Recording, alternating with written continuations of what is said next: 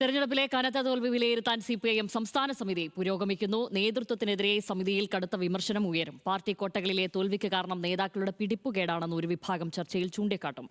Cadre vote ചോർച്ച തിരിച്ചറിയാൻ കഴിയാത്തതിൽ നേതാക്കൾ മറുപടി പറയേണ്ടിവരും. സമയപരിധിയില്ലാതെ ചർച്ചയ്ക്ക് അവസരം നൽകുമെന്ന് സെക്രട്ടേറിയറ്റ് വ്യക്തമാക്കിയിരുന്നു. അതേസമയം നേതൃത്വത്തെ ധിക്കരിച്ച് കണ്ണൂരിൽ ഇന്നും പോസ്റ്ററുകൾ പ്രത്യക്ഷപ്പെട്ടു. ഇതിനിടെ പ്രതിപക്ഷ നേതാവിന്റെ ചർച്ചയിലേക്ക് നിലവിൽ കടക്കേണ്ടതില്ലെന്നാണ് സംസ്ഥാന സമിതിയുടെ തീരുമാനം.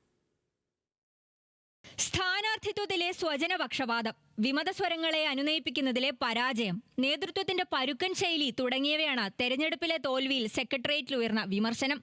സംസ്ഥാന കമ്മിറ്റിയിലേക്ക് എത്തുമ്പോൾ വിമർശനത്തിന്റെ മൂർച്ചയും ശക്തിയും കൂടും. പാർട്ടി വോട്ടുകളും അടിയുറച്ച കോട്ടകളും നഷ്ടമാക്കിയത് നേതൃത്വത്തിന്റെ പിടിപ്പുകേടാണെന്നുള്ള വിമർശനമുള്ളവർ സംസ്ഥാന കമ്മിറ്റിയിലുണ്ട്.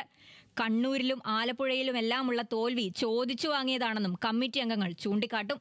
സമയപരിധിയില്ലാതെ അംഗങ്ങളെ സംസാരിക്കാൻ അനുവദിക്കണമെന്ന് കഴിഞ്ഞ സെക്രട്ടേറിയറ്റിൽ ഒരു വിഭാഗം ആവശ്യപ്പെടുകയും അംഗീകരിക്കുകയും ചെയ്തിട്ടുണ്ട്. കീഴ്ഘടകങ്ങളിലേക്ക് ഇറങ്ങും മുമ്പ് ആ തീരുമാനം സംസ്ഥാന കമ്മിറ്റിയിൽ നടപ്പാക്കും. അതുകൊണ്ട് തന്നെ ഇന്നും നാളെയും തുടരുന്ന സംസ്ഥാന കമ്മിറ്റി കടുത്ത വിമർശനങ്ങൾക്കുള്ള വേദിയാകും.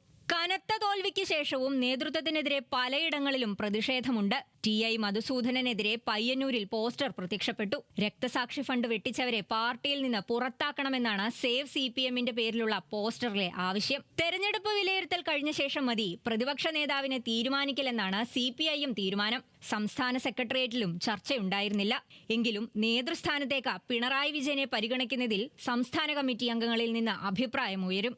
ന്യൂസ് മലയാളം, തിരുവനന്തപുരം.